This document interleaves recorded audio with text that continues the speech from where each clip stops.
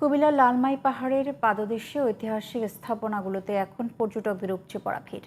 ইতিহাসের বইয়ে পড়া সভ্যতার এই নিদর্শনগুলো দেখতে সারা বছরই আসেন দেশ বিদেশের পর্যটকরা। রয়েছে যোগাযোগ ও যাতায়াতের সুব্যবস্থা। রাজস্ব বাড়ছে সরকারের। কুমিল্লার প্রতিনিধি সেলিম রেজা মুন্সির রিপোর্ট, জানাচ্ছেন আব্দুল মালেক। কুমিল্লা লালমাই পাহাড়ে রয়েছে সপ্তম থেকে অষ্টম শতাব্দীর নানা ঐতিহাসিক স্থাপনা। এসবের মধ্যে রয়েছে শালবন বৌদ্ধবিহার, রূপবান মোড়া, বনবিহার, ময়নামতি জাদুঘর সহ আরও কিছু নিদর্শন। ইতিহাসের সাক্ষী এসব স্থাপনা দেখতে সারা বছরই ভিড় করেন পর্যটকরা। আমরা যশোর থেকে আসছি, প্রথম আসছি, ইতিহাস জানার জন্য আসছি। ঐতিহাসিক জায়গাগুলো আসলে আমাদের সমাজের সবাই ঘুরে দেখা উচিত।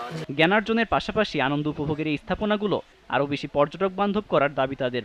যাত্রী ছাউনির ব্যবস্থা করা দরকার, যেহেতু রোদের মধ্যে সবাই ঘোরাঘুরি করে একটু যাতে বিশ্রাম নিতে পারে। তো বাচ্চাদের জন্য খুব কিছু রাইডসের ব্যবস্থা থাকা উচিত। তো এখানে কোনো ওয়াশরুমের ব্যবস্থা নেই, চায়ের ব্যবস্থা নেই। পর্যটকদের আকৃষ্ট করতে নানা উদ্যোগের কথা বলছেন এই কর্মকর্তা। এবছর পর্যটকদের মাধ্যমে আগের থেকে বেশি রাজস্ব আদায়ের কথাও বলছেন তিনি। দেশ বিদেশের প্রায় প্রতি বছর 5 লাখের মতো গবেষক এবং সাধারণ দর্শনার্থী আমাদের এই শালবন বিহার তথা ময়নামতি জাদুঘর ভিজিট করে। গত অর্থ বছরে প্রায় আমাদের 1,36,00,000 টাকা রাজস্ব আয় হয়েছে, যা তার আগের বছরের তুলনায় 32 লক্ষ টাকা বেশি। 2023-24 অর্থ বছরে কুমিল্লায় 8,89,000 পর্যটক আসেন। এর মধ্যে 2,300 জন ছিলেন বিদেশি।